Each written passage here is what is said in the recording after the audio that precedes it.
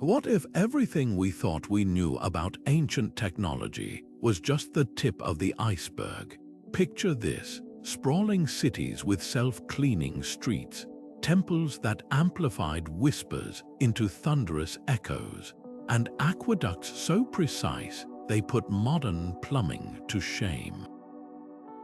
These weren't just lucky accidents, they were meticulously engineered marvels, crafted by minds so brilliant, we're only now catching up to their genius. For centuries, these designs were brushed off as primitive or purely decorative, but today, we're pulling back the curtain to reveal the truth. Our ancestors weren't just building for survival, they were innovating, experimenting, and creating solutions so advanced, they still leave us speechless. Think about the last time you walked through a bustling city, surrounded by skyscrapers and smartphones, and marveled at how far we've come. But here's the twist: what if we haven't actually come as far as we think? Hidden in the ruins of ancient civilizations are clues to a level of sophistication that rivals, and sometimes surpasses our own. Take the self-regulating heating systems of Roman bathhouses, or the earthquake-resistant techniques used in Incan stonework. These weren't just random strokes of luck, they were deliberate, calculated feats of engineering. And yet, for generations, their true purpose was misunderstood, dismissed, or even forgotten. So why does this matter now? Because these forgotten innovations hold more than just historical curiosity. They're a masterclass in problem solving, sustainability, and sheer creativity. They challenge our assumptions about progress and remind us that brilliance isn't confined to the modern era. Over the next 30 revelations, we'll journey through time to uncover the hidden genius behind these ancient designs. From the acoustics of Greek theaters that could carry a pin drop to the farthest seat, to the wind-catching towers of Persia that cooled entire cities without electricity, each one is a testament to human ingenuity. Ready to see the past in a whole new light? Let's begin. Walk down any modern city street after a heavy rain, and you'll likely dodge murky puddles or worse, ankle-deep runoff swirling with debris. But 2,000 years ago, the people of Pompeii were strolling above it all, thanks to a street design so clever, it puts many of our urban centers to shame. Picture this: smooth, elevated sidewalks flanking the roads, connected by sturdy stepping stones, spaced just far enough apart to let chariot wheels roll through unimpeded. These weren't just quaint pedestrian bridges, they were a dual-purpose marvel of engineering. During dry seasons, they kept citizens' sandals clean and dry, lifting them above the dust and mud. But when the rains came, those same stones transformed into a hidden sanitation network. Water rushed through the gaps, sweeping away waste and channeling it toward the city's intricate drainage system. What's truly astonishing isn't just the practicality, it's the foresight. The Romans didn't just react to problems, they engineered solutions that addressed multiple challenges at once. The stepping stones weren't randomly placed, their precise spacing accounted for traffic flow, ensuring chariots could navigate smoothly while foot traffic stayed orderly. And the slight slope of the streets, that wasn't an accident either. It directed water efficiently, preventing floods and stagnation. Modern archaeologists have even found evidence that the stones were intentionally roughened to prevent slipping, a detail that reveals just how deeply the Romans understood everyday safety. Here's the twist: for centuries, these streets were dismissed as merely functional or even crude compared to later cobblestone designs. But today, we're realizing the opposite is true. Pompeii's streets were a masterclass in adaptive urban design, blending hygiene, convenience, and durability in a way that feels startlingly modern. Imagine if our cities today could tackle flooding, pollution, and pedestrian safety with a single, elegant solution. The ancients weren't just building streets, they were crafting ecosystems. And the real lesson, sometimes the most revolutionary ideas aren't the ones that shout the loudest. They're the quiet, unassuming innovations hiding in plain sight, waiting for us to rediscover their brilliance. Now picture a scorching desert afternoon in ancient Persia, where temperatures could climb high enough to bake bricks. Yet inside the homes, a refreshing breeze drifted through rooms without a single watt of electricity. This wasn't magic, it was the work of windcatchers, towering structures that acted as nature's own air conditioning. Rising high above the rooftops, these ingenious towers captured even the faintest winds, channeling them downward into living spaces while simultaneously funneling hot air up and out. The result, a continuous flow of cool air that could drop indoor temperatures by as much as 20 degrees, all without moving parts or modern machinery. What makes these windcatchers truly remarkable isn't just their effectiveness, it's their adaptability. Persian engineers designed them in various shapes and orientations to harness local wind patterns. Some featured multiple openings to catch breezes from any direction, while others used internal baffles to direct airflow with precision. In cities like Yazd, entire neighborhoods were planned around these structures, creating a passive cooling network that sustained comfort through the harshest summers. And here's the kicker. Modern studies show these ancient systems often outperformed early electric air conditioning in both efficiency and air quality. Today, as we grapple with soaring energy costs and climate change, architects are turning back to this ancient wisdom. Contemporary buildings from the Middle East to Arizona now incorporate updated versions of windcatchers, blending traditional designs with modern materials. The irony, after centuries of dismissing these structures as relics, we're finally recognizing their brilliance. They didn't just cool homes, they did it silently, sustainably, and in perfect harmony with the environment. In a world racing to invent high-tech climate solutions, sometimes the most advanced answer has been standing in the desert for thousands of years, waiting for us to look up. Beneath the sun-baked surface of Peru's Nazca Desert, where rainfall is scarcer than gold, an ancient civilization defied nature's harshest odds with a water system so ingenious, it still baffles engineers today. The Nazca aqueducts, known as puquios, weren't just holes in the ground, they were a lifeline, a network of spiral-shaped wells and underground canals that transformed one of Earth's driest landscapes into a thriving agricultural hub. Picture this, towering helical ramps descending deep into the earth, funneling precious water from hidden aquifers into miles of subterranean channels. These weren't random excavations, they were precision engineered to prevent erosion, reduce evaporation, and maintain a steady flow of water even during decades-long droughts. The real magic lay in their simplicity. Unlike Roman aqueducts, which relied on gravity and massive stone structures, the puquios worked with the desert itself. The spirals acted as natural windbreaks, preventing sand from clogging the wells, while the gentle slope of the underground channels, carved with nothing but wooden tools and human labor, guided water to fields and settlements without a single drop wasted. Archaeologists have found evidence that some puquios operated continuously for over 1,500 years, a testament to their flawless design. And here's the kicker. Modern satellite imaging reveals these channels are so precisely aligned with underground faults and streams, they rival the accuracy of today's hydrological surveys.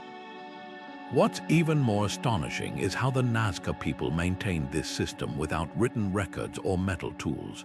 Researchers believe they used sound, tapping the ground and listening for echoes, to map hidden water sources, a technique still used by some desert communities today. These aqueducts didn't just sustain life, they created a cultural blueprint for resilience. While other civilizations rose and fell with shifting climates, the Nazca flourished by harmonizing with their environment, not conquering it. Now, as modern Peru faces worsening water shortages, scientists are revisiting these ancient designs. Some puquios still function today, proving that sustainability isn't a modern invention, it's a rediscovery. In a world obsessed with high-tech solutions, the Nazca remind us that sometimes the most advanced engineering is the kind that whispers to the earth, listens closely, and builds in rhythm with its secrets. Standing atop the Acropolis in Athens, the Parthenon appears as a monument of flawless symmetry, every column perfectly straight, every angle exact. But here's the secret, it's all an illusion. The ancient Greeks didn't just build this temple, they engineered it to play tricks on our eyes. Every single one of those towering columns bends slightly inward, the base curves imperceptibly upward, and even the steps bow in the middle. At first glance, this might seem like a mistake or settling over time, but it's actually one of the most sophisticated feats of architectural psychology in history. The Greeks knew something modern architects often forget. What looks perfect on paper rarely looks perfect to the human eye. Take those columns, for example. If they were truly straight, they'd appear to bulge outward when viewed from a distance, an effect caused by the way light scatters across flat surfaces. To compensate, the builders gave each column a subtle swell in the middle, barely noticeable up close but enough to create the illusion of perfect straightness from afar. And that gently curving base, it counters another quirk of perception long. Flat surfaces tend to look like they sag in the center. By arching the foundation upward, the Parthenon's platform seems impeccably level to anyone standing below. Even the spacing between columns isn't uniform. They're placed slightly closer together at the corners to prevent the temple from appearing top-heavy. What's truly astonishing isn't just the precision of these adjustments, it's the mindset behind them. The Greeks weren't content with mere structural stability. They obsessed over how their creations would be experienced. They accounted for the viewer's vantage point, the play of shadows at different times of day, even the way the human brain interprets depth. Modern laser scans confirm these curves and tilts are mathematically precise, correcting for optical distortion with an accuracy that rivals today's digital design tools. For centuries, these nuances were dismissed as artistic flourishes or weathering. But now, we recognize them for what they are, evidence of a civilization that understood perception as deeply as physics. The Parthenon wasn't just built to last, it was built to be seen. And in that, it reveals a truth far more profound than stone. Brilliance isn't just about solving problems. It's about anticipating how we'll see them. Off the coast of Italy, where the Mediterranean saltwater has battered stone for centuries, a cluster of ancient Roman piers still stands defiantly against the waves. These aren't just relics, they're enigmas. While modern concrete bridges and docks crumble after decades, these 2,000-year-old structures have grown stronger, their secret locked away until scientists crack the code. The answer, a recipe so ingenious it rewrites what we thought possible for building materials. Roman concrete wasn't just mixed, it was alchemy. At the heart of this mystery lies a volcanic ingredient called pozzolana, a fine ash harvested from the slopes of Mount Vesuvius. When combined with lime and seawater, it triggered a chemical reaction modern engineers never saw coming. Instead of eroding, the concrete developed rare minerals like aluminous tobamorite, crystals that actually spread through cracks and fused them back together. Think of it as a living material, one that repairs itself when damaged. Modern lab tests reveal something even more astonishing. Seawater, typically concrete's worst enemy, was the catalyst. Salt water seeped into the mixture, creating new minerals that reinforced the structure over centuries. What makes this discovery so revolutionary isn't just the durability, it's the sustainability. Today's concrete production spews massive amounts of carbon dioxide, but the Roman recipe required far less energy and left a fraction of the footprint. Researchers estimate that if we revived this ancient formula for seawalls and coastal infrastructure, it could reduce maintenance costs by billions while outlasting anything we currently build. The irony: for years, historians assumed Roman concrete was inferior because it lacked modern additives. Now we know the truth: their version wasn't weaker. It was smarter. The real lesson here goes beyond chemistry. The Romans didn't just stumble upon this formula, they observed, experimented, and adapted. They noticed how volcanic ash reacted with water, how coastal structures behaved differently, and they turned those observations into timeless innovation. In an age obsessed with high-tech solutions, their greatest breakthrough might be this: sometimes the future isn't about inventing something new, it's about rediscovering what we've forgotten. The Great Pyramid of Giza has loomed over the Egyptian desert for over 4,500 years. Its perfect geometry whispering of mathematical precision beyond its time. But what truly stuns researchers isn't just what we can see, it's what we've only begun to uncover. Hidden within those colossal limestone blocks lies a labyrinth of shafts and chambers, some so precisely aligned with stars like Orion and Sirius, they form a celestial map carved in stone. These aren't random passageways, they're deliberate, calculated features that reveal an understanding of astronomy so advanced, it rivals modern observatories. Take the so-called air shafts radiating from the king's chamber. For decades, they were dismissed as ventilation ducts until astronomers realized they pointed directly at key stars in 2500 BCE, the exact era of the pyramid's construction. The southern shaft targets Al-Nitak, the brightest star in Orion's belt, while the northern one aligns with Thuban, a pole star ancient Egyptians used for navigation. This isn't coincidence, it's a stone and mortar planetarium frozen in time, and the precision is staggering. The angles of these shafts deviate by less than 1/10 of a degree from their celestial targets, a margin of error that would challenge today's engineers with laser-guided tools. Now, cutting-edge technology is peeling back even more layers of mystery. Muon radiography scans a technique that uses cosmic rays to peer through solid rock, have revealed vast, unexplored voids deep within the pyramid's core. One chamber, dubbed the Big Void, sits directly above the Grand Gallery, stretching nearly 100 feet long. Its purpose, no one knows. Some theorize it could be a hidden burial chamber. Others suggest it's a structural buffer to redistribute weight. But the most tantalizing possibility, that it holds artifacts or records meant to endure millennia, waiting for the right moment to rewrite history. What makes these discoveries so electrifying isn't just their scale, it's the questions they force us to ask. How did a civilization without telescopes or computers map the heavens with such pinpoint accuracy? Why go to such lengths to encode celestial knowledge in architecture? The pyramid's architects didn't just build a tomb, they created a monument to cosmic harmony, a bridge between earth and sky. And with every new scan, every fresh revelation, we're reminded that the greatest wonders of the ancient world aren't just what they left behind, it's what they're still trying to tell us. Buried beneath the dust of modern-day Pakistan lies a metropolis so meticulously planned.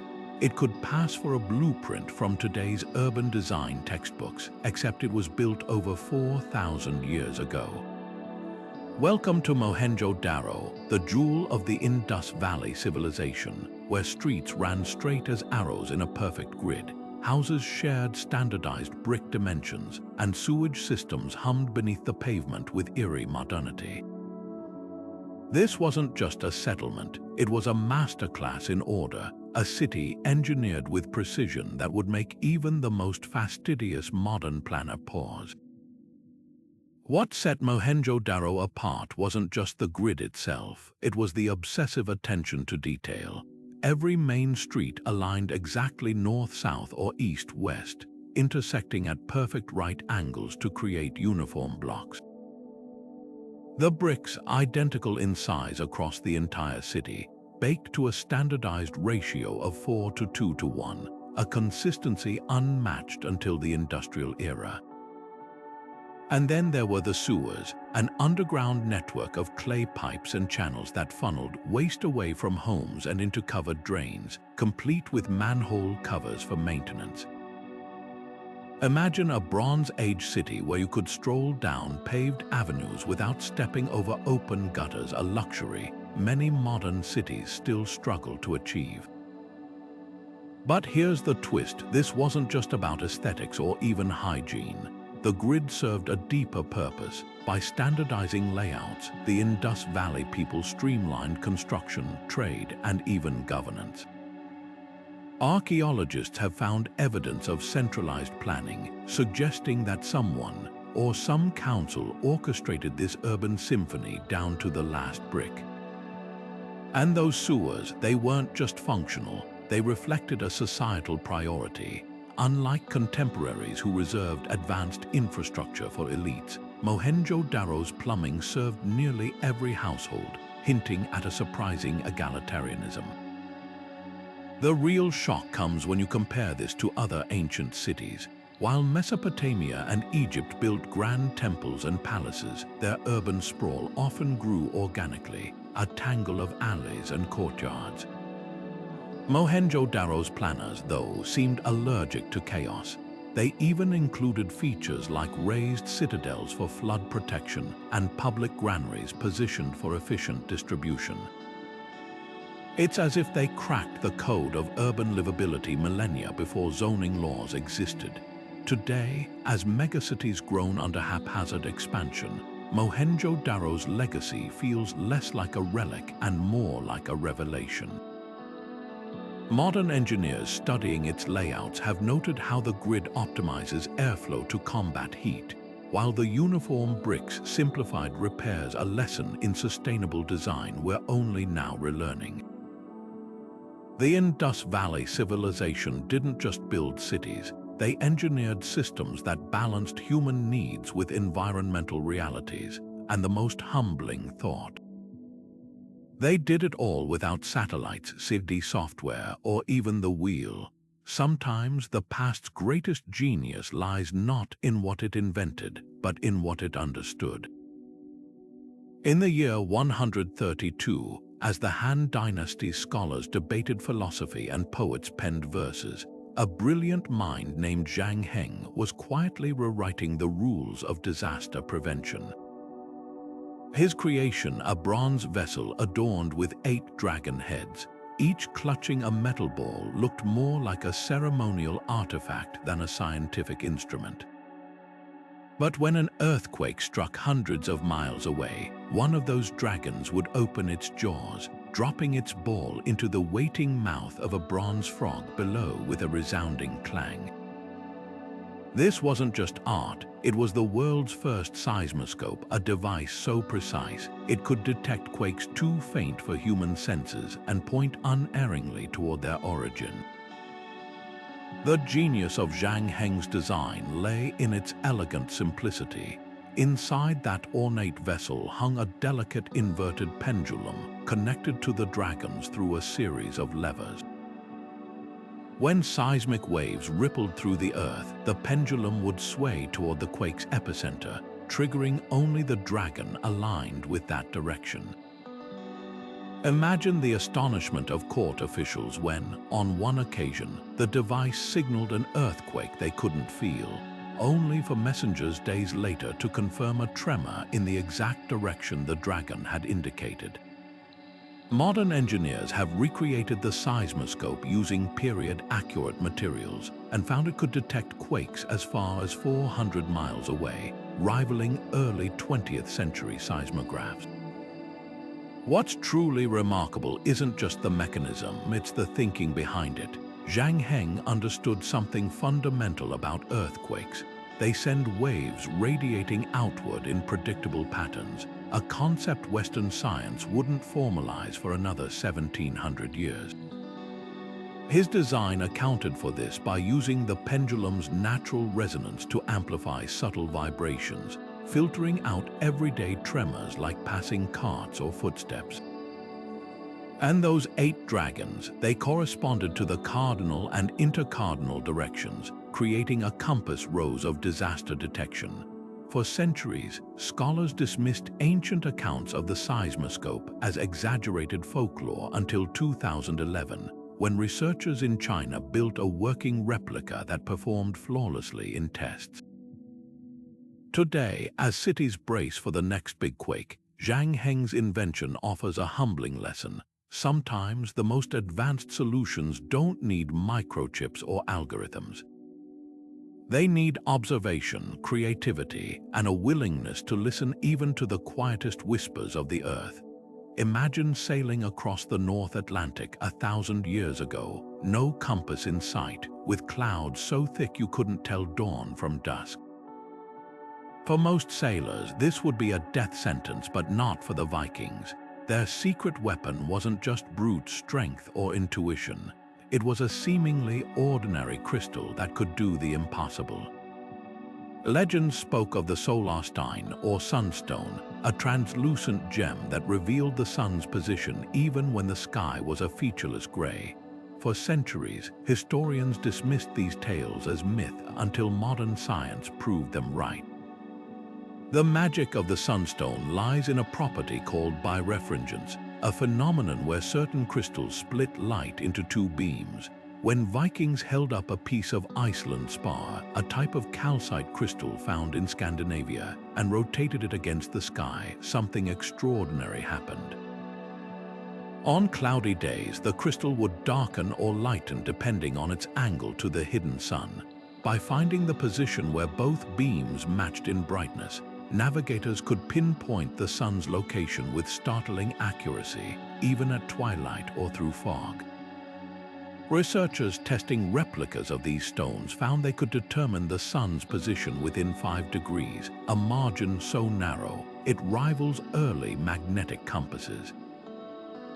But here's what makes this discovery even more remarkable. The Vikings didn't just use these stones as crude tools. They integrated them into a sophisticated navigation system. Pairing the sunstone with horizon boards, wooden discs etched with shadow scales, they could cross-reference the crystal's readings with the sun's known path at different times of year. Some sagas even suggest they used polarized light from the moon on particularly dark nights. This wasn't guesswork. It was celestial trigonometry in an era when most of Europe still believed the Earth was flat. The real kicker, modern pilots and sailors are now revisiting this ancient tech. In 2012, a team of researchers demonstrated that Viking-style sunstones could serve as backup navigation if GPS systems failed. It's a humbling realization. While we rely on satellites and algorithms, the Vikings mastered the skies with nothing but a crystal and sheer observational genius. Their sunstone wasn't just a tool, it was a testament to humanity's ability to decode nature's hidden patterns, turning whispers of light into unshakable direction. And in that, they left us a lesson far more valuable than any artifact. Sometimes the clearest path forward is the one we've already traveled. Deep in the jungles of Palenque, where the Mayan civilization once thrived, archaeologists stumbled upon something that shouldn't have existed. A network of water channels so advanced they seemed to bend the laws of physics. These weren't just ditches or simple aqueducts. They were pressurized conduits capable of shooting water uphill, creating gravity-defying fountains in a city built centuries before the concept of mechanical pumps. The secret lay in a technique called the hydraulic jump, a principle so sophisticated modern engineers didn't fully grasp its potential until the 19th century. Yet here, in the heart of Mesoamerica, the Maya had mastered it over 1,000 years earlier. Take the palace aqueduct, one of Palenque's most astonishing feats. By narrowing the channel's width at precise intervals, the Mayan engineers increased water pressure dramatically, forcing it to surge upward through carefully angled outlets. The result, a series of ornamental fountains that danced in the palace courtyards, all powered by nothing more than the natural slope of the land and sheer hydraulic ingenuity. What's even more impressive is how they controlled the flow. Unlike Roman aqueducts, which relied on steady gravity-fed streams, the Maya designed their system to handle sudden surges from tropical downpours. Their channels included step drops and expansion chambers to dissipate excess energy, preventing erosion and maintaining constant pressure, a feature some modern municipal systems still struggle to replicate. But the real marvel isn't just the engineering, it's the foresight. Palenque sits atop a steep limestone ridge, a location chosen for defense but notoriously difficult to supply with water. Instead of resigning to hauling water uphill, the Maya turned the terrain itself into an advantage. They calculated gradients with such precision that water didn't just flow, it practically leapt where they wanted it to go. Recent computer simulations confirm their designs could achieve pressures of up to 6 pounds per square inch, enough to create jets rising several feet into the air. What makes this discovery so humbling is the contrast with how these systems were initially interpreted. Early archaeologists assumed the channels were purely decorative or ceremonial, dismissing the idea that pre-Columbian cultures could manipulate hydraulics at this level. Now we know better. The Maya didn't just understand water, they choreographed it, turning a basic necessity into a testament of their brilliance. In a world where we take pressurized plumbing for granted, their silent stone channels whisper a provocative question: how much of our progress is just rediscovery? Standing in the shadow of a towering Egyptian obelisk, it's hard not to feel dwarfed, not just by its height, but by the sheer impossibility of its existence. These monolithic stones, some weighing as much as 100 tons and stretching over 100 feet tall, were carved from single blocks of granite, then transported hundreds of miles across deserts and rivers to their final destinations. For centuries, the question of how the ancients achieved this feat has baffled engineers and archaeologists alike.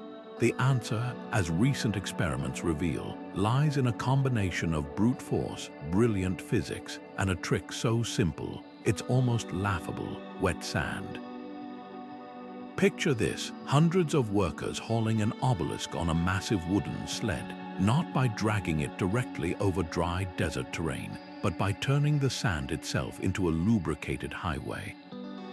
When researchers tested this theory, they discovered that dampening the sand in front of the sled reduced friction by up to 50%, allowing teams to move colossal weights with far less effort. The science behind it is startlingly elegant. Just the right amount of water, not too much, not too little, creates a thin layer of surface tension between the sand grains, effectively turning them into tiny ball bearings. This wasn't just a lucky guess, it was a calculated understanding of material science that predated modern physics by millennia. But the real genius didn't stop there. Once the obelisk reached its destination, the Egyptians faced an even more daunting challenge: standing it upright. Here, they employed a technique so clever, it still leaves engineers in awe. By building a gradually sloping ramp of sand and carefully tilting the obelisk's base into a prepared pit, they used gravity and leverage to guide it into position. Teams of workers would then slowly remove the sand from one side, allowing the stone to pivot vertically with terrifying precision.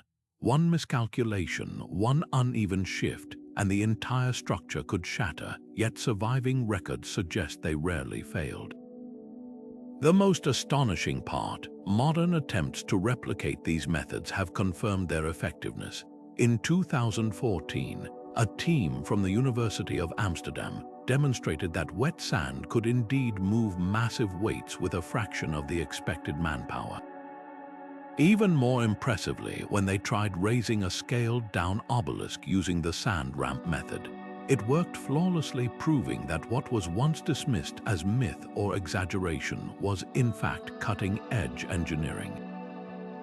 What makes this discovery so profound isn't just the technical skill, it's the mindset. The Egyptians didn't have wheels, pulleys, or iron tools, but they didn't need them. They observed their environment, understood its properties, and turned limitations into advantages. In a world obsessed with high-tech solutions, their approach is a masterclass in working smarter, not harder. And perhaps the most humbling realization, the secrets to moving mountains weren't hidden in some lost technology. They were lying right under their feet, waiting to be unlocked by creativity and patience.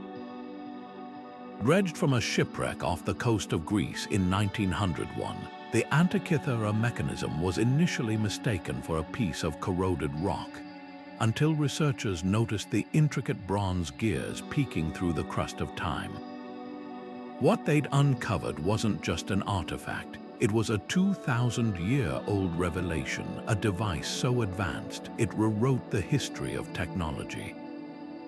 Roughly the size of a shoebox, this complex clockwork of interlocking gears could predict solar eclipses down to the hour, track the cycles of Olympic Games, and model the erratic dance of planets across the sky with staggering accuracy. For context, nothing approaching its sophistication would appear again until the mechanical clocks of 14th century Europe, a gap of over 1,000 years where humanity seemingly forgot how to build such brilliance. At its heart, the mechanism operated like an ancient celestial calculator. Turn the hand crank, and dozens of precisely calibrated gears would rotate in harmony, moving pointers across dials that displayed the positions of the Sun, Moon, and 5 known planets.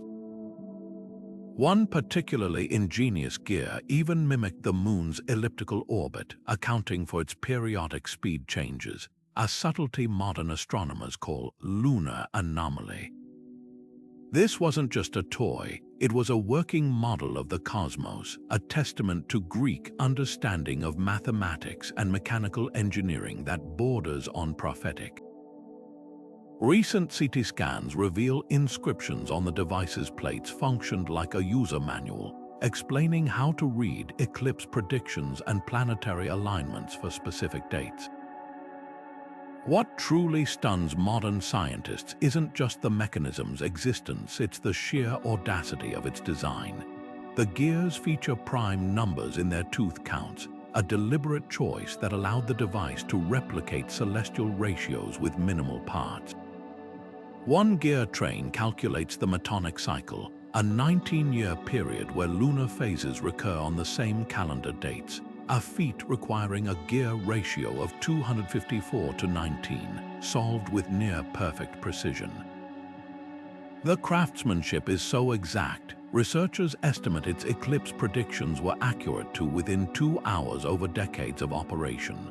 For years, scholars assumed ancient technology couldn't support such complexity, dismissing early accounts of geared devices as legend. But the Antikythera mechanism forces us to confront an uncomfortable truth. We've underestimated our ancestors. Its discovery suggests an entire lineage of lost knowledge, a tradition of mechanical genius that may have stretched from Archimedes to the workshops of Rhodes. Today, as we reverse engineer its secrets, we're left with a humbling thought. The boundary between ancient and modern isn't as clear as we once believed. Sometimes the future arrives centuries early, then quietly waits for us to catch up. High in the Andes, where earthquakes shake the ground like a rug pulled from underfoot, stands a testament to architectural genius that defies both time and tectonic fury. The walls of Sacsayhuaman, an Incan fortress near Cusco, aren't just built, they're woven. Each massive stone, some weighing over 100 tons, fits against its neighbors so perfectly that even after 5 centuries of tremors, You can't slip a razor blade between them. This isn't just precision. It's a masterclass in seismic resilience, crafted by builders who understood the Earth's restlessness better than anyone. The secret lies in a technique called ashlar masonry, where stones are painstakingly shaped to interlock like three-dimensional jigsaw pieces. But the Incas didn't just carve them to fit, they engineered them to move. Unlike rigid mortar-bound walls that crack under stress, these dry stone structures flex. During quakes, the stones shift slightly, then settle back into place as if the wall itself were breathing. Modern engineers have identified subtle design choices that make this possible: tapered edges that prevent chipping, slightly convex surfaces that distribute pressure, and polygonal shapes that create multiple contact points. It's a system so effective, seismologists now study these walls to improve earthquake-proof designs for modern cities. What's even more astonishing is how they achieved this without iron tools or wheels. Incan stonemasons used harder stones to pound and abrade granite and basalt, sometimes spending months on a single block. They'd test fit each piece repeatedly, adjusting until the fit was flawless. Some researchers believe they used clay molds or wooden templates to plan their layouts, while others suggest they employed a system of knotted cords called quippers for measurements. But the real magic might be in what they didn't do. These builders avoided right angles, favoring irregular shapes that actually strengthen the overall structure by preventing stress from concentrating in one area. Today, as skyscrapers from Tokyo to San Francisco incorporate base isolators and damping systems to survive quakes, Incan walls stand unshaken, having outlasted countless colonial buildings erected atop their foundations. The irony: Spanish conquerors who dismissed these primitive structures often reused Incan bases for their cathedrals, only to watch their European-style upper levels crumble in subsequent earthquakes, while the original masonry remained intact. The lesson here isn't just about stonework, it's about humility. The Incas didn't fight nature's chaos, they danced with it, crafting structures that didn't resist movement but embraced it. In a world obsessed with forcing materials into submission, their walls whisper a radical idea. Sometimes strength isn't about standing rigid, it's about knowing how to bend. The soaring arches of Rome's Colosseum and aqueducts have long been hailed as engineering marvels, but here's the twist: the Romans didn't invent them. That honor belongs to the Mesopotamians, who were crafting perfect brick arches a staggering 2,000 years earlier. Nestled between the Tigris and Euphrates rivers, these ancient builders cracked the code of weight distribution and thrust, creating vaults that could support structures of unimaginable scale. Take the Ishtar Gate of Babylon, its cerulean tiles and golden beasts gleaming beneath a series of arches so precise, they'd make a Renaissance architect pause. This wasn't just decoration, it was structural genius baked into every clay brick. What made Mesopotamian arches revolutionary wasn't just their form, it was their material. Unlike later stone arches, which relied on heavy blocks, the Mesopotamians worked with humble mud bricks, a fragile medium that should have crumbled under pressure. Their solution, a clever combination of geometry and chemistry. By firing bricks at precise temperatures and arranging them in tightly staggered patterns, they created self-supporting curves that channeled weight outward and downward, eliminating the need for bulky supports. The real stroke of brilliance lay in their mortar, a gypsum-based paste that hardened like cement, bonding each brick into a unified, flexible whole. Modern engineers have found these vaults could withstand not just static loads but the shifting sands and occasional earthquakes of the region, a durability test few modern materials could pass. But the Mesopotamians didn't stop there. They pushed their arch technology to dizzying heights, literally. At sites like Curigalitsu, they built corbelled arches, stacked bricks progressively cantilevered inward to create domed ceilings spanning 30 feet across, all without scaffolding. These weren't just functional, they were statements of power. When Nebuchadnezzar Roman II commissioned the Ishtar Gate's vaulted passageway, he wasn't just building an entrance, he was crafting a psychological weapon. Soldiers marching through that shadowed arch, dwarfed by its scale and shimmering beasts, would have felt the weight of empire pressing down on them. For centuries, Roman engineers received all the credit for perfecting the arch, while Mesopotamian pioneers were relegated to footnotes. But recent laser scans of Babylonian ruins reveal the truth. Their arches were mathematically superior in many ways, with curves calculated to distribute stress more efficiently than their Roman successors. The irony, while Roman concrete has crumbled over time, many Mesopotamian brick arches still stand, their vibrant glazes intact after millennia. This isn't just a story about who built what first, it's about how knowledge evolves, gets lost, and gets rediscovered. The Mesopotamians didn't just create a building technique, they unlocked a principle so fundamental, it became the backbone of architecture across continents and eras. From Gothic cathedrals to modern skyscrapers, every soaring ceiling and sweeping bridge owes a silent debt to those brick-laying visionaries who first taught humanity how to turn a curve into a revolution. On the shores of ancient Carthage, where the Mediterranean's waves once lapped against one of history's most formidable naval powers, lay a harbor so ingenious it would make modern military planners nod in respect.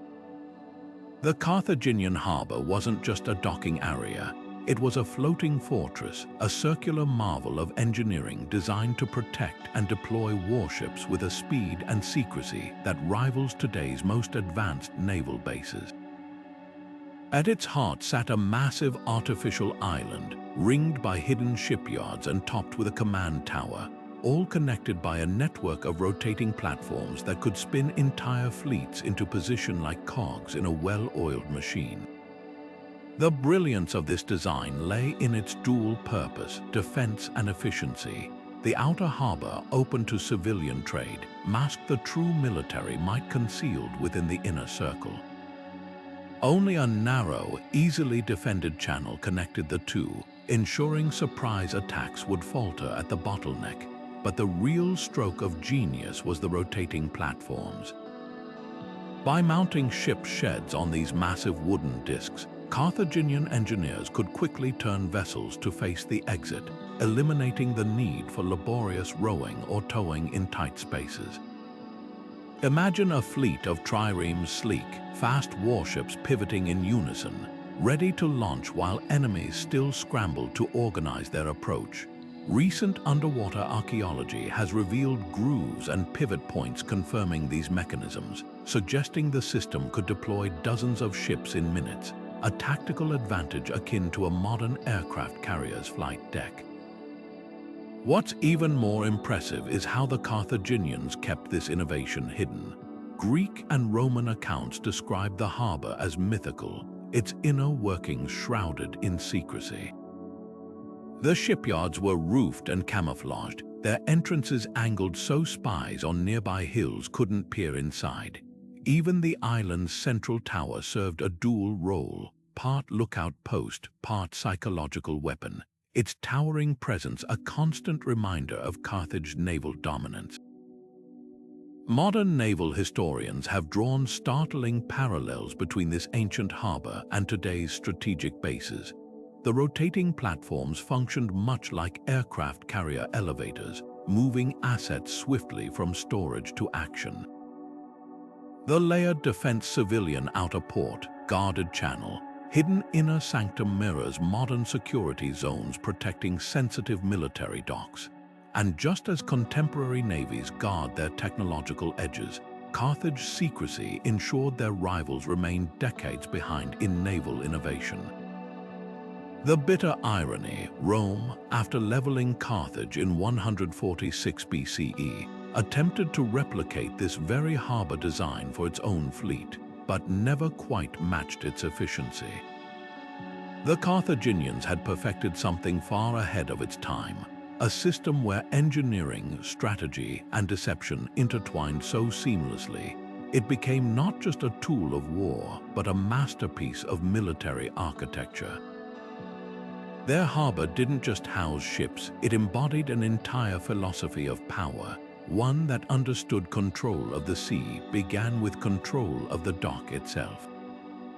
Rising 23 feet above Delhi's Qutub complex, the Iron Pillar of India doesn't just defy time, it mocks it. While modern steel bridges and skyscrapers require constant repainting and repairs to fight rust, this 1600-year-old monument stands pristine, its inscription still legible, its surface smooth as the day it was forged. The secret, a recipe so advanced, metallurgists didn't fully decode it until the late 20th century. Unlike conventional iron that succumbs to oxidation within decades, this pillar's creators blended the metal with unexpected ingredients, high phosphorus content and minimal sulfur. The result, a self-protecting alloy that forms an invisible, glass-like shield against corrosion, a phenomenon called passivation. What makes this discovery so groundbreaking isn't just the chemistry, it's the context. When this pillar was cast around 400 CE, most of Europe was still in the so-called Dark Ages, centuries away from mastering even basic iron smelting. Yet Indian metalworkers had already cracked the code to near stainless steel, achieving a feat modern industry only replicated with 20th century stainless alloys. The precision is staggering.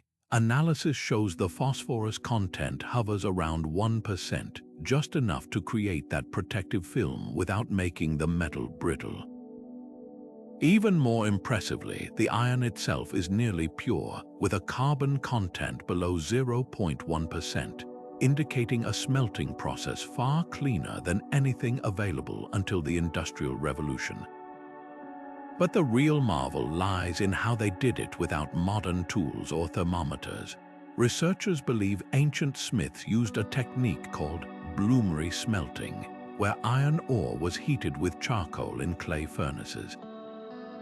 The key was their choice of raw materials, ores naturally rich in phosphorus, combined with specific types of wood ash that altered the chemical composition. They might not have understood atomic structures, but through generations of trial and observation, they perfected a formula that modern labs now confirm as scientifically optimal.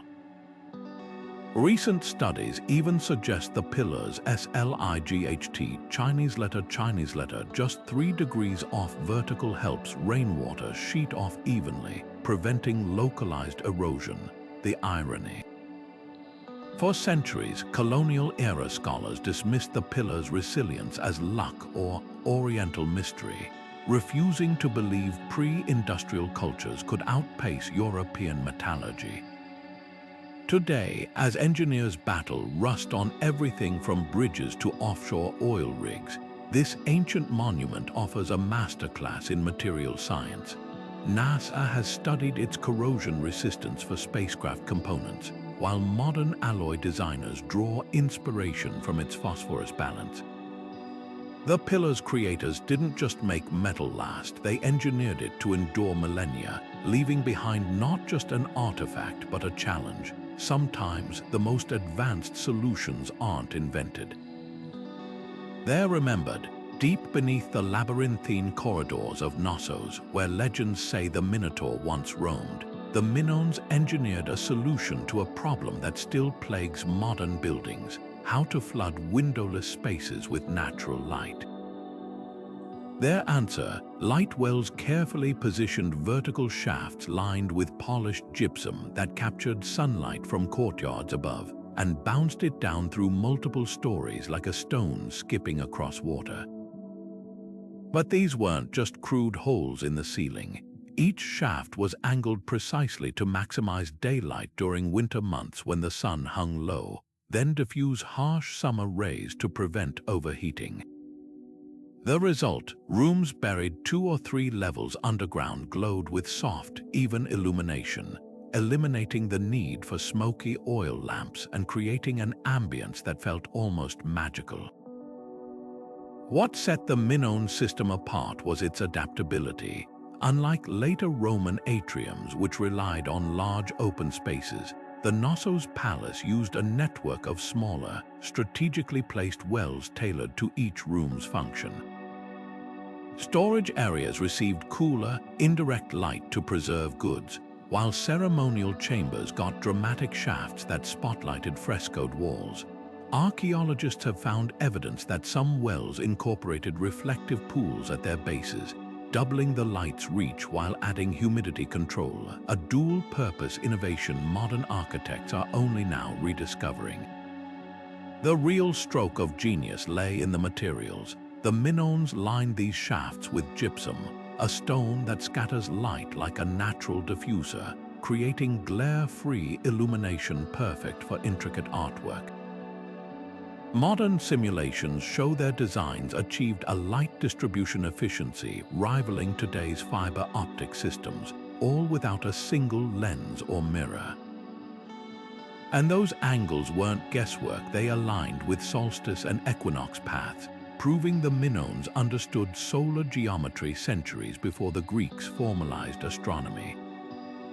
Today, as sustainable architects seek ways to reduce energy consumption, Knossos' light wells are experiencing a renaissance.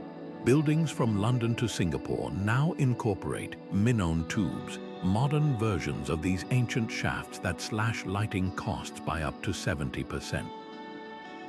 The irony, after millennia of dismissing these wells as primitive skylights, we've come full circle realizing that true innovation often means revisiting the past with fresh eyes. The Minoans didn't just brighten rooms, they mastered the art of harvesting sunlight, turning architecture itself into a time capsule of brilliance. Amid the vast waters of Lake Texcoco, the Aztecs didn't just adapt to their environment, they rewrote its rules. Their chinampas, often called floating gardens, were anything but simple rafts of soil.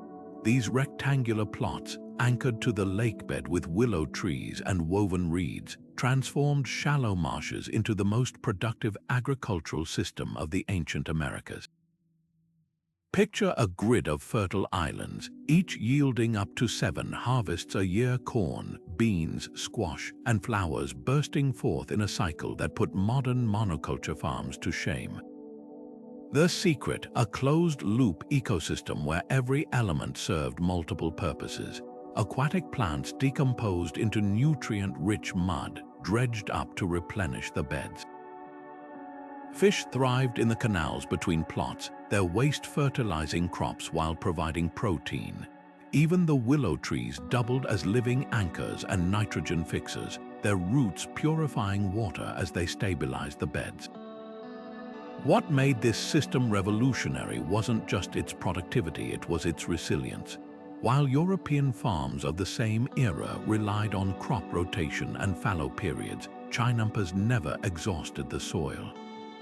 The constant flow of mineral-rich water from the lake acted like a natural nutrient Roman IV drip, while the canals regulated temperature, protecting plants from frost and drought. Archaeologists have found evidence that some chinampa networks spanned over 22,000 acres, feeding a city of 200,000 at Tenochtitlan, a scale comparable to today's industrial agriculture, but without synthetic fertilizers or pesticides. Modern agronomists are now mining this ancient wisdom for urban farming solutions. In Mexico City, researchers have revived chinampa techniques to grow organic produce in abandoned canals, while floating farms in Bangladesh use similar principles to combat flooding. The most striking adaptation, rooftop farms in New York and Singapore that mimic the Aztec model, layering compost and aquatic plants in raised beds to create self-fertilizing microclimates. These systems achieve yields per square foot that rival traditional chinampas, proving that the Aztecs' real genius wasn't just in building gardens, it was in seeing waste as a resource and water as a partner. The Chinampa's legacy challenges our narrow view of agricultural progress. While we engineered drought-resistant seeds and vertical hydroponics, the Aztecs mastered sustainability by observing nature's rhythms and amplifying them. Their floating gardens weren't just farms, they were living proof that the most advanced technology sometimes isn't technology at all, but the wisdom to work with the world rather than against it. Stepping into a Roman bathhouse during winter, you wouldn't brace for a chill, you'd feel warmth radiating from the marble beneath your feet, as if the very floors were alive with heat. This wasn't magic, it was hypocaust, an underfloor heating system so effective, it put modern radiators to shame. Imagine a labyrinth of brick pillars supporting elevated floors, creating a hollow space where hot air from a wood-fired furnace could circulate freely, warming every inch of the room above. The genius wasn't just in the heat, it was in the absence of smoke, soot, or fire hazards, a luxury even today's systems struggle to guarantee. The brilliance of hypocaust lay in its multi-layered design. Floors rested on suspensory short, stacked tiles that acted like miniature smokestacks, channeling heat upward while preventing direct contact with combustible materials. Walls got the same treatment, with hollow clay tubes called tubuli running behind frescoes, turning entire rooms into gentle, even heating ovens. But the real innovation was the furnace placement. Positioned just outside living spaces, often in a separate service courtyard, it kept smoke and ash at bay while slave stokers, or in wealthier homes, hydraulic-powered systems, maintained the perfect temperature for hours. Archaeologists have found thermometers in some villas, suggesting the Romans didn't just guess at comfort, they quantified it. What's truly remarkable is how this system scaled. From the grand baths of Caracalla, where thousands bathed in steamy bliss, to modest country villas with single-room setups, hypocaust proved adaptable. Engineers even designed flue systems that redirected excess heat to warm adjacent pools or caldariums, a precursor to modern district heating. And unlike today's forced air systems, which dry out air and stir dust, Roman heating preserved humidity, a boon for respiratory health and the longevity of delicate mosaics.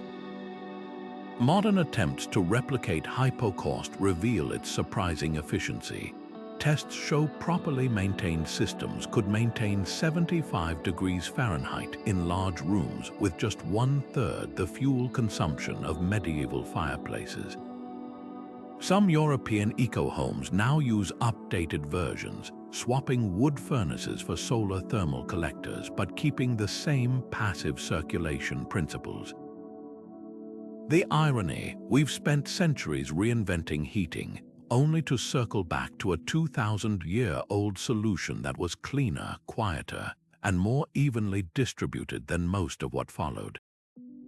The Romans didn't just chase warmth, they engineered wellness, proving that true comfort isn't about brute force technology, but thoughtful design. Their hypocaust didn't just heat spaces, it transformed daily life, turning winter from a season of endurance into one of indulgence. And in that, they left us a challenge. If they could achieve perfection without fossil fuels or electricity, what's our excuse? Buried in the ruins of Hattusa, capital of the mighty Hittite Empire, lies a secret that once made kings tremble and empires crumble. Not gold, not jewels, but something far more valuable, steel. Not the crude iron of their contemporaries, but a metal so strong, so flexible, that it became the stuff of legend. Egyptian pharaohs sent desperate pleas for these weapons, offering fortunes in exchange. The Assyrians wrote of Hittite blades that could slice through bronze armor like parchment. Even Homer, centuries later, would describe their weapons as unbreakable in the Iliad. This wasn't just superior craftsmanship, it was a technological leap that gave the Hittites an unstoppable edge on the battlefield. The key to their dominance lay in a process modern metallurgists call carburization. While most ancient cultures struggled to produce brittle, low-grade iron, Hittite smiths discovered that heating the metal in charcoal-rich environments for extended periods caused carbon atoms to seep into the iron structure. The result, a proto-steel alloy with the perfect balance of hardness and flexibility. Recent analyses of surviving artifacts reveal carbon content between 0.2 and 0.8%, strikingly close to the sweet spot for modern tool steel. But the Hittites didn't stop there. They perfected quenching techniques, plunging red-hot blades into water or oil to lock in the crystalline structure, then tempering them at lower temperatures to relieve stress. The blades that emerged could hold an edge through battles while resisting the chips and cracks that plagued other armies' weapons. What's truly astonishing is how they achieved this without thermometers or precise temperature controls. Archaeologists believe Hittite furnaces used specific types of hardwood charcoal that burned at consistent high temperatures, while clay tires' blower nozzles maintained oxygen flow exactly where needed. The smiths likely judged heat by color and sound, skills honed through generations of trial and observation. Some surviving tablets from Hattusa even reference the fire that sings, suggesting they listened for acoustic cues during the smelting process. The most frustrating part, this knowledge vanished almost overnight. When the Hittite Empire collapsed around 1200 BCE, their steel-making techniques disappeared with it. For centuries afterward, civilizations struggled to recreate comparable quality, calling the lost alloy cerric iron and attributing its properties to mythical origins. Modern experiments show that reconstructing Hittite steel requires not just the right materials, but an almost ritualistic precision in timing and technique, a testament to how advanced their empirical understanding truly was. Today, as materials scientists study Hittite artifacts, they're uncovering principles that could revolutionize modern metallurgy. The slow, deliberate carburization process produces fewer defects than industrial methods, while their quenching techniques offer clues for creating more durable alloys. The real tragedy isn't that the secret was lost, it's that we're only now realizing how much farther ahead the Hittites were than anyone suspected. Their steel wasn't just a weapon, it was a whisper from the past, reminding us that brilliance isn't measured by how long it lasts, but by how far it reaches. Towering over the Mesopotamian plains, the ziggurats of ancient Sumer and Babylon weren't just sacred spaces, they were hydrological masterpieces disguised as temples. While their stepped terraces and towering heights captured the imagination, the real genius lay hidden beneath the surface, a network of internal drainage channels so precise, they turned these massive mud brick structures into storm-proof monuments. Picture a torrential downpour sweeping across the arid landscape where other buildings would crumble under the deluge. The ziggurats stood unshaken, their secret veins funneling water away with the efficiency of a modern spillway. The key to their resilience was a layered approach to erosion control. Each tier of the ziggurat featured carefully angled surfaces, directing rainwater inward toward concealed gutters lined with bitumen, a natural tar that waterproofed the channels. These gutters then fed into vertical downspouts hidden within the walls, channeling water safely to the base without damaging the fragile brickwork. Archaeologists have found evidence that some ziggurats even incorporated filtration systems at ground level, using gravel beds to slow the water's flow and prevent flooding in surrounding plazas. The entire system functioned like a colossal rain barrel in reverse, dispersing water harmlessly instead of collecting it. What's truly remarkable is how these designs accounted for seasonal extremes. During the brutal summer months when temperatures could crack unprotected bricks, the same channels that drained rain also helped regulate humidity. Capillary action drew moisture from the ziggurat's foundation upward, cooling the interior and preventing the clay from becoming brittle. Modern engineers have calculated that the spacing of these channels created near-perfect airflow, stabilizing the structure against both sudden downpours and prolonged droughts, a dual-purpose solution millennia ahead of contemporary climate-responsive architecture. The most striking example, the Great Ziggurat of Ur, where excavators discovered a hexagonal central drain surrounded by concentric rings of smaller channels. This wasn't just functional, it was mathematical poetry. The six-sided design distributed water pressure evenly, while the graduated sizing of the outer channels acted like a series of stepped weirs, controlling flow velocity to prevent erosion. Recent satellite surveys suggest similar systems existed at over a dozen major ziggurats, proving this wasn't a happy accident. It was standardized hydraulic engineering on a monumental scale. Today, as climate change intensifies rainfall patterns, architects are looking back at these ancient solutions.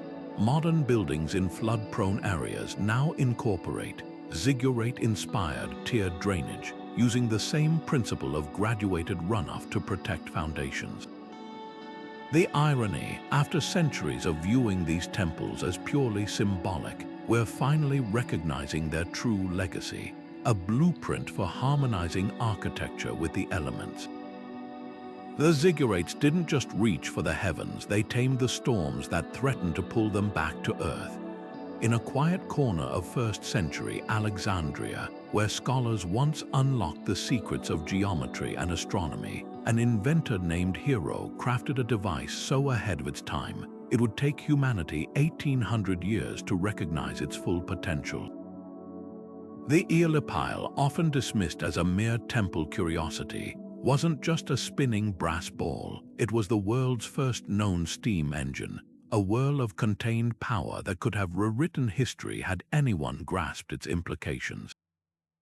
Picture this, a hollow sphere mounted between two pipes, its surface studded with angled nozzles. When the water inside boiled, jets of steam shot outward, sending the sphere spinning at dizzying speeds. To onlookers, it might have seemed like magic. To Hero, it was pure physics, a demonstration of action and reaction so precise. It predated Newton's third law by 16 centuries. What makes the Aeolipile truly revolutionary isn't just its mechanics, it's the missed opportunity. Unlike later steam engines that required massive coal-fed boilers, Hero's design was elegantly simple, converting thermal energy directly into rotary motion with near-perfect efficiency. Modern recreations show it could reach speeds over 1,500 revolutions per minute, generating enough force to power small machinery. Had the ancient world connected the dots between this spinning toy and industrial applications, they might have leaped past water wheels and animal labor straight into mechanized production. Imagine Roman factories powered by steam-driven looms, or Alexandrian ships cutting across the Mediterranean with paddle wheels churned by Aeolipile turbines. The tantalizing what-if hangs heavy over this invention, a glimpse of an industrial revolution that never was. Hero's notebooks reveal even more sophistication. He described methods to regulate steam pressure using weighted valves, a concept that wouldn't reappear until Watt's 18th century improvements. Some designs included gear systems to transfer the sphere's rotation to other devices, proving he envisioned practical uses beyond demonstration. Yet for all its brilliance, the Aeolipile remained confined to temple courtyards and royal gardens, its potential overshadowed by slave labor's cheap abundance. The ancient world had the technology, but not the economic incentive to harness it. Today, engineers marvel at how close Hero came to altering civilization's trajectory. His device contained all the principles modern steam engines rely on: expansion, condensation, rotary force, yet lacked just one critical insight: scalability. While James Watt's engines drove the Industrial Revolution by amplifying power, the Eolipile stayed small, its brilliance trapped in miniature. The lesson here isn't about invention, it's about vision. Sometimes genius isn't just creating something new, it's recognizing the world's shaking possibilities hiding in what others dismiss as a child's plaything. Hero's spinning sphere whispers a haunting question. How many other revolutions have we left spinning quietly in history's forgotten corners? Along the fertile banks of China's Yellow River, where floods and droughts dictated the rise and fall of dynasties, Han Dynasty engineers faced a relentless challenge: how to lift water from lower canals to higher fields without backbreaking labor. Their solution, the chain pump, a deceptively simple device that transformed agriculture with nothing more than wooden paddles, a crank, and the power of human ingenuity.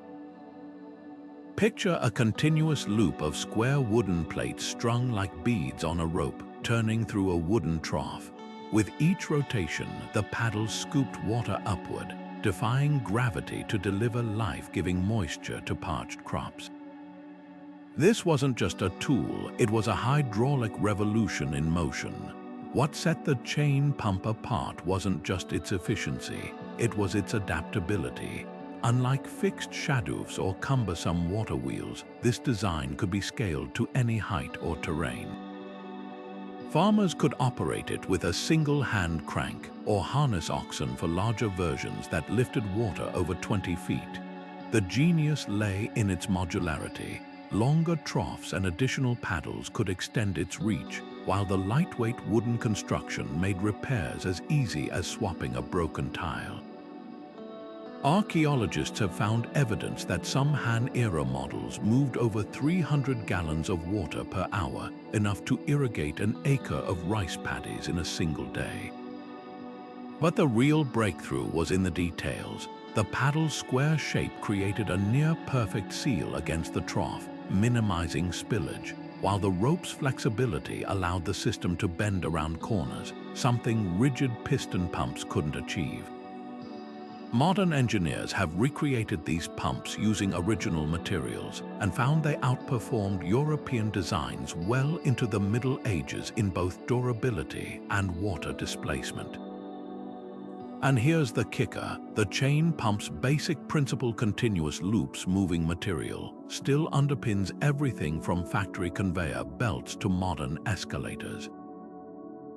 The ripple effects of this invention were staggering. By enabling reliable irrigation in upland areas, the chain pump helped China's agricultural output soar, supporting population growth and stabilizing empires.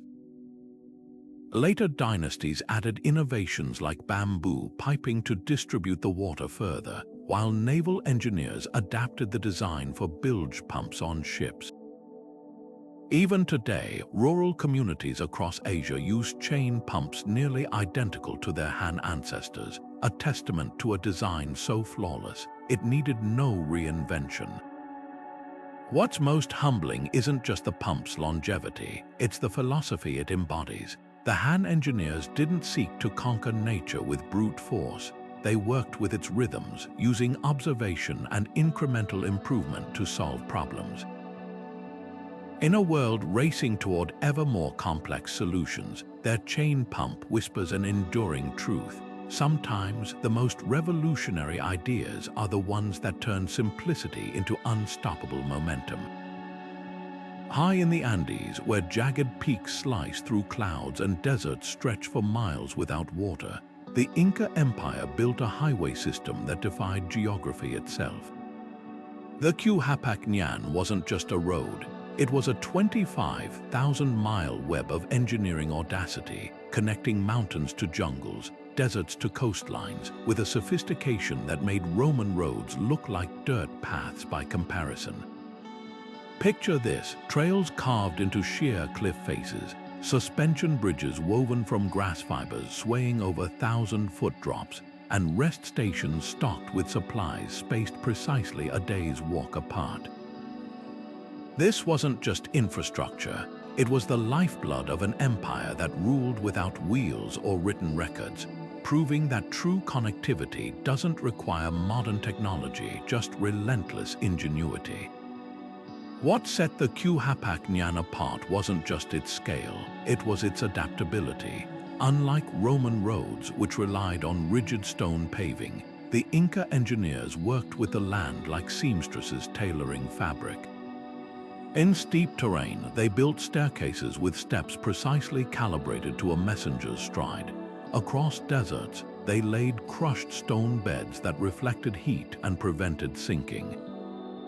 But the real marvels were the bridges. The most famous, the Huachoca, was a masterpiece of tensile strength hand-woven iku grass cables, thicker than a man's torso, capable of supporting armies and llama caravans. Every year, communities still rebuild it using the same techniques, a living testament to its flawless design, the system's secret weapon, its messengers. Relay runners called chasquis could sprint between Tambo's way stations stocked with food, weapons, and quipu records covering up to 250 miles a day. With this network, the Inca could send a message from Quito to Cusco faster than the Pony Express moved mail across 19th century America. And the roads weren't just for speed, they were tools of control. By positioning tambos at strategic elevations, the Inca ensured travelers could descend to warmer climates or ascend to cooler ones within hours, a logistical feat modern highway planners still study. Today, satellite imaging reveals the Q-Hapag-Nyan's true brilliance. Its routes align with celestial events and sacred geography. Some paths trace the Milky Way's projection onto Earth, while others funnel pilgrims to temples at solstice sunrise angles. This duality, practical and spiritual, captures the Inca worldview. Their roads didn't just move people, they wove a continent into a living tapestry of culture, power, and belief. The bitter irony, Spanish conquistadors, blinded by their obsession with gold, dismissed these primitive trails only to later rely on them to loot the empire they couldn't comprehend. Modern engineers, however, aren't so dismissive. Studies show Inca roads lose less material to erosion than modern asphalt highways in the Andes, thanks to their flexible, drainage-friendly designs. As climate change destabilizes conventional infrastructure, the Q-Hapag-Nyan whispers an urgent lesson. Sometimes the most advanced path forward is the one that's already weathered centuries of storms. Beneath the sands of Saqqara, hidden in the shadow of the Step Pyramid, lies a mystery that has stumped engineers for centuries. The Serapeum's granite boxes, massive, lidless sarcophagi carved from single blocks of stone, aren't just impressive for their size. They're a masterclass in precision that borders on the impossible. Each box, weighing up to 70 tons, boasts interior corners cut to near-perfect 90-degree angles, with surfaces so smooth they reflect light like glass. Modern laser scans reveal deviations of less than 1/100th of an inch across entire lengths, tolerances tighter than most machine shops achieve today. The enigma deepens when you consider the tools available to the ancient Egyptians. These boxes were crafted from rose granite, one of the hardest stones on Earth, requiring diamond-like abrasives to shape. Yet there's no evidence they used anything harder than copper chisels and sand. How did they achieve such flawless symmetry? One theory points to an overlooked technique: repetitive scoring and pounding with dolerite balls, a method that could explain the microscopic striations found on the surfaces. But even this doesn't fully account for the box's mathematical perfection. Their sides aren't just flat, they're geometrically parallel to within a hair's breadth, a feat requiring advanced measuring systems we've yet to uncover. What's even more puzzling is the purpose behind such precision. These weren't decorative pieces, they were burial containers for sacred bulls, sealed underground where no human eye would see them again.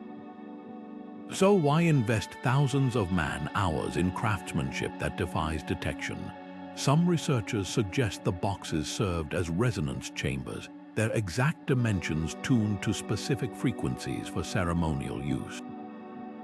Others propose they were part of a lost technology, with their precision serving a function we no longer understand. Modern attempts to recreate these boxes have only deepened the mystery. In 2014, a team using computer-guided diamond saws and polishing systems managed to produce a small-scale replica after 6 months of effort. The ancient Egyptians, with no electricity or precision tools, reportedly crafted dozens of these boxes across a single dynasty. The disconnect between their assumed capabilities and their actual output forces us to reconsider everything we think we know about ancient technology. Perhaps the most humbling realization isn't that they achieved the impossible, it's that they did so without leaving behind a single blueprint or instruction. The Serapeum's boxes stand as silent witnesses to a level of craftsmanship that vanished as suddenly as it appeared, leaving us with a haunting question. How much of their knowledge was lost to time, and what could we learn if we dared to admit they might have known more than we do? While most Roman monuments grab attention with their towering columns and grand domes, one of their most revolutionary innovations lies hidden in plain sight: the subtle curve of the segmental arch. Unlike the traditional semicircular arches borrowed from the Greeks, these flatter, lower designs weren't just aesthetic choices, they were feats of physics that transformed what ancient engineers could build. Picture the difference. A classic half-circle arch pushes weight outward, requiring massive supports to counteract the thrust. But a segmental arch, with its gentle, shallow curve, directs force almost straight downward, allowing structures to span wider gaps with fewer materials. It's the difference between a bowstring pulled taut and one left slack. The former can bear far greater tension without snapping. This seemingly small tweak had seismic implications. Take the Alcantara Bridge in Spain, where Roman engineers used segmental arches to stretch nearly 100 feet across the Tagus River, a distance that would have required twice the stone with semicircular designs. Or the Aqua Claudia Aqueduct, where these flattened arches allowed channels to cross valleys without the need for towering, unstable supports. The genius lay in the arithmetic. By reducing the arch's height to width ratio, builders could maintain strength while slimming materials by up to 40%. Modern engineering software confirms these arches distribute load more evenly, reducing stress points that cause cracks over time. But the Romans didn't stop at efficiency. They exploited the segmental arch's versatility. In crowded cities like Ostia, where space was precious, these flatter arches let them stack multiple tiers of apartments without the bulk of traditional supports. Military architects used them to design fortress gates that were easier to defend, their lower profiles offering fewer weak points for battering rams. Even their famed amphitheaters benefited. The Colosseum's upper galleries relied on segmental arches to reduce weight while accommodating more spectators. The real irony: for centuries, Renaissance scholars dismissed these arches as less noble than their semicircular cousins, favoring the latter in their revival of classical aesthetics. Only in the Industrial Revolution, when engineers like Thomas Telford rediscovered their structural advantages, did the segmental arch get its due. Today, you'll find its principles in everything from railway viaducts to modern concrete bridges, proof that Rome's most enduring legacy isn't just what they built, but how they thought. Their arches didn't just hold up stone, they held up progress itself, quietly reshaping the world long after the empire fell. Buried along the muddy banks of the Sabarmati River in western India lies a structure that rewrites the history of seafaring, the Harappan dockyard of Lothal. Built over 4,000 years ago, this massive basin wasn't just a place to park boats. It was a hydrological wonder, a tidal dock engineered with precision that wouldn't be matched until the Roman era. Picture a rectangular harbor stretching nearly 700 feet long, its walls lined with kiln-fired bricks so tightly fitted, they held back water without a drop of mortar. But the real stroke of genius, a series of gates and channels that harnessed the river's tides like nature's own lock system, allowing ships to enter and exit with the rhythm of the moon. What set Lothal apart wasn't just its size, it was its sophistication. During high tide, floodgates would open, letting seawater rush in to lift vessels effortlessly into the dock. At low tide, the gates closed, trapping enough water to keep ships afloat, while workers loaded cargo, everything from Mesopotamian copper to African ivory. Archaeologists have found evidence of a secondary spillway channel, a fail-safe that prevented flooding during monsoon surges. This wasn't guesswork, it was hydrodynamics mastered millennia before Bernoulli formulated his principles.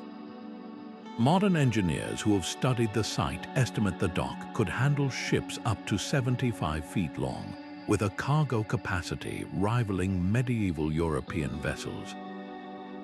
The implications are staggering.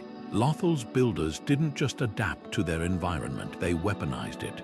By aligning the dock's entrance with the river's natural currents, they minimized dredging, while the brick-lined walls resisted erosion far better than stone. Even the dock's location was strategic, situated just off the Gulf of Combat. It connected inland trade routes to oceanic networks spanning the Arabian Sea. Recent core samples reveal layers of marine silt and artifacts from as far away as Oman, proving this was no local fishing pond but a hub of international commerce. Perhaps the most humbling discovery is how little credit these engineers received. Early archaeologists, steeped in colonial-era biases, dismissed the structure as a large tank until the 1950s, when marine archaeologists recognized the telltale features of a working dockyard. Today, as we grapple with rising sea levels and crumbling coastal infrastructure, Lothal's lessons feel eerily prescient. Its builders understood something we're only now relearning. The best way to conquer water isn't to fight it, but to dance with its rhythms. Beneath the scorching sands of Iran's deserts, where surface water vanishes like a mirage, the ancient Persians engineered a hidden lifeline, the Qanat.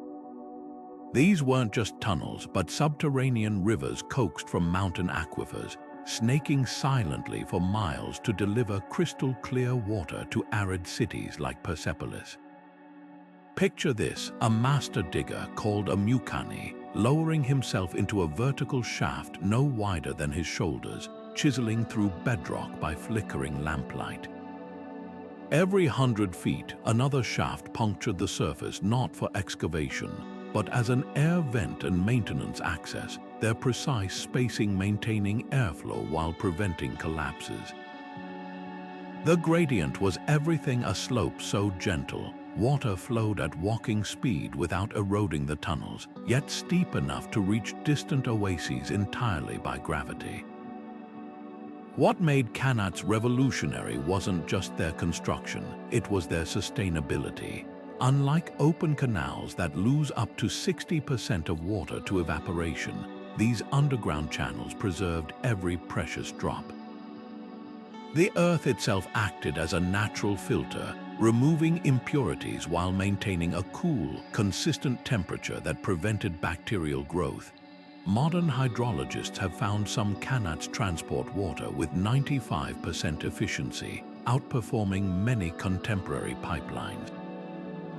But the real stroke of genius was their modularity. Villages along the route could tap into the Qanat via lateral branches, creating democratic water distribution that sustained entire regions. In Yazd, a single Qanat system supported 3,000 acres of pistachio orchards, a desert oasis flourishing where rainfall averaged less than 2 inches a year. The construction process itself was a marvel of empirical engineering. Mukanis used nothing more than plumb bobs and sighting rods to maintain the exact gradient, often as little as 1 foot drop per 1,000 feet of length. They'd start at the destination point and work backward toward the mountains, ensuring the tunnel always sloped downward. Some qanats ran for 40 miles, with mother wells plunging over 600 feet deep to reach hidden aquifers. The math was unforgiving. A single miscalculation in angle could send the tunnel veering uselessly above or below the water table. Yet surviving records show Persian engineers achieved near-perfect accuracy across generations of diggers. Today, as modern Iran faces catastrophic groundwater depletion, scientists are returning to these ancient systems. Over 22,000 qanats still function across the country, many after 2 millennia of continuous use. Universities now offer degrees in qanat hydrology, blending traditional knowledge with modern mapping technology.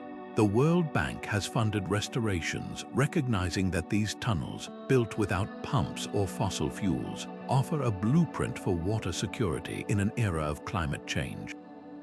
The qanat's legacy isn't just about water, it's about patience. Where we drill wells that drain aquifers in decades, the Persians built systems that lasted centuries.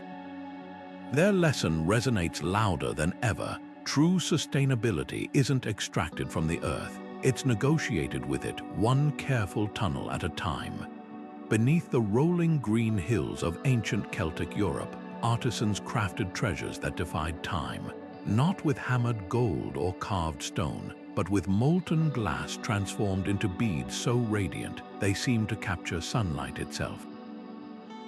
These weren't mere trinkets, they were masterpieces of proto-chemistry, their ruby reds and sapphire blues achieved through techniques so advanced, modern scientists needed electron microscopes to decode their secrets. Take the famed Battersea beads unearthed along the Thames. When researchers analyzed their metallic sheen, they discovered something astonishing: particles of gold and silver suspended in the glass at a nanoscale, a feat previously thought impossible before the invention of precision metallurgy. The Celts' brilliance lay in their manipulation of materials at the molecular level. By adding crushed minerals like copper oxide or cobalt carbonate to their glass mixtures, they could produce colors that remained vibrant even after centuries buried in acidic soil. But the real magic happened in the furnace. At precise temperatures around 1,000 degrees Celsius, these additives would dissolve into the molten glass, forming colloidal metals, tiny clusters of gold or silver atoms that scattered light to create an iridescent shimmer. This same principle underpins modern photochromic lenses and smartphone screen coatings, yet Celtic craftsmen perfected it over 2,000 years ago without thermometers or chemical formulas. What's even more remarkable is how they controlled these reactions. Archaeologists have found crucibles with residue suggesting the Celts used fractional cooling, pulling glass from the heat at specific intervals to encourage crystal formation. Some beads show evidence of layered construction, with different colored glasses fused together while maintaining sharp boundaries, a technique requiring impeccable timing. The famous chevron beads from Gaul feature intricate star patterns created by twisting rods of glass in precise geometric arrangements, then slicing them like miniature pastries to reveal the design. Modern attempts to recreate these beads reveal the depth of Celtic knowledge. When chemists at the University of Sheffield tried replicating the gold-infused glass using period-accurate tools, they found the process demanded an almost ritualistic precision. The gold had to be added at exactly the right moment in the melt, or it would either clump or evaporate. The Celts likely developed this through generations of trial and error, passing down recipes like alchemical lore. These beads weren't just decorative, they were wearable science. Buried in graves from Austria to Ireland, they traveled farther than most people of their time, their unchanging colors serving as both status symbols and testaments to a culture that saw no divide between art and innovation. Today, as nanotechnology seeks ways to embed metals in glass for solar panels and medical imaging, we're circling back to a truth the Celts understood instinctively. Sometimes the smallest particles hold the most dazzling light. In the heart of earthquake-prone Japan, where the ground trembles with unsettling regularity, stand towering pagodas that have defied destruction for over 1,000 years. These slender wooden structures, some reaching 15 stories high, shouldn't survive the violent tremors that routinely flatten modern concrete buildings, yet they do, thanks to a seismic defense system so ingenious, it's revolutionizing contemporary architecture. Picture a 5-story pagoda during a quake, its eaves swaying like branches in a breeze, the entire structure rocking rhythmically as if dancing with the Earth's movements. This isn't structural weakness, it's deliberate, calculated flexibility that transforms destructive energy into graceful motion. The secret lies in what's not there: nails. Traditional Japanese pagodas are built entirely with interlocking wooden joints that allow controlled movement, acting like shock absorbers for seismic waves. The central pillar, often suspended just above the foundation, swings like an inverted pendulum, counterbalancing the building's sway. But the real stroke of genius is in the multiple roof tiers. Each level moves independently, creating a phenomenon called dynamic decoupling, where seismic energy dissipates as it travels upward. Modern engineers have measured these movements during actual earthquakes and found that upper floors can shift nearly 3 feet side to side without collapsing, a flexibility that would snap a rigid steel frame. What's truly remarkable is how these ancient builders incorporated what we now call tuned mass dampers. Heavy roof tiles and ornate finials aren't just decorative, they function as passive counterweights, stabilizing the structure like a tightrope walker's balancing pole. Some pagodas even contain hidden chambers filled with loose stones that shift during tremors, further absorbing kinetic energy. The Horyu-Jai Pagoda in Nara, built in 707, has survived over 46 recorded major quakes using precisely these principles. Today, as skyscrapers from Tokyo to San Francisco incorporate base isolation systems and fluid dampers, they're unknowingly channeling these medieval innovations. The Tokyo Skytree, currently the world's tallest tower, uses a modernized version of the pagoda's central pillar suspension, while Taipei 101 massive tuned mass damper, a golden ball weighing 660 tons, echoes the counterweight philosophy of ancient roof finials. The irony, after centuries of Western engineers dismissing pagodas as primitive wooden relics, we're now realizing they hold the blueprint for earthquake resilience. The lesson these swaying giants teach isn't just about building techniques, it's about philosophy. Where modern architecture often fights nature with rigid strength, the pagodas embrace fluidity, proving that sometimes the best way to stand tall is to know when to bend. In their graceful dance with seismic forces, they reveal a truth far more profound than engineering. True stability isn't about resisting change, but moving with it. From self-healing concrete to earthquake-proof towers, these 30 designs shatter the myth that ancient civilizations were somehow less ingenious than our own. What we've uncovered isn't just a collection of clever tricks, it's an entire legacy of problem-solving that rivals modern engineering. Think about it. While we rely on satellites and supercomputers, the Romans mapped aquifers by listening to the Earth's echoes, the Maya pressurized water without pumps, and the Persians cooled cities without electricity. Their greatest strength wasn't technology, it was observation, patience, and a willingness to work with nature rather than dominate it. Consider how many of these breakthroughs were dismissed for centuries. The Antikythera mechanism gathering dust in a shipwreck, the Hittite steel recipes lost to time, The Viking Sunstones brushed off as legend, each one a cautionary tale about underestimating the past. Now, as modern scientists race to decode these ancient secrets, we're finding applications no one could have predicted. Roman concrete formulas might help build seawalls resistant to rising oceans. Incan masonry techniques are inspiring earthquake-resistant skyscrapers, and windcatchers are being adapted for zero-energy cooling in deserts. The past isn't just informing the present, it's actively shaping the future. But here's the most humbling realization: these weren't isolated flashes of genius. They were part of vast networks of knowledge passed down through generations. When Heng built his earthquake detector or the Carthaginians engineered their rotating docks, they stood on the shoulders of countless unnamed innovators. That chain of curiosity and refinement stretches unbroken to today.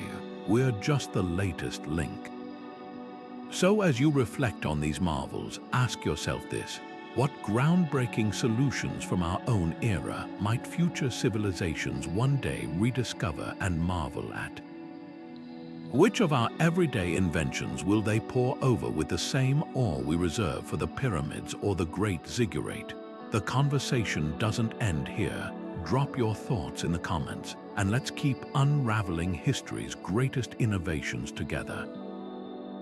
Don't forget to subscribe and hit that notification bell, because the more we dig into humanity's shared legacy, the clearer it becomes. The next great idea might not be ahead of us, but behind us, waiting to